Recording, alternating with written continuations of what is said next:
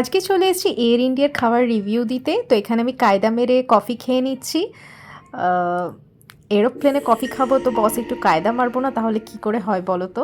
Just kidding করছি। তো আমাদের সকালে ফ্লাইট ছিল আর ব্রেকফাস্ট দিয়ে দিয়েছিল। এখানে ছিল মিনি ব্রেড, বাটার আর ছিল আম দই। আর এখানে দেখো বয়েলড পটেটো ছিল, তার মধ্যে একটু চিলি ফ্লেক্স আর নুন দিয়ে দিয়েছিল। ডিমের অমলেট ছিল আর কর্ন ছিল। কর্নটা জাস্ট আমার ফাটাফাটি লাগছিল। টমেটো আর পেঁয়াজ দিয়ে হালকা করে সটে করেছিল।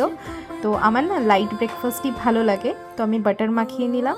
তো বেশ এনজয় করছিলাম। এরোপ্লেনের জার্নি আমার খুব ভালো লাগে, তার সঙ্গে এরকম ব্রেকফাস্ট হলে ব্যাপারটা তো জমেই যায়।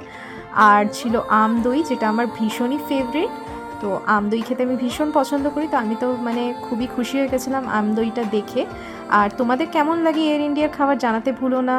আর ভিডিওটা ভালো লাগলে অবশ্যই লাইক শেয়ার সাবস্ক্রাইব করে দিও, পেজটাকেও ফলো করে দিও।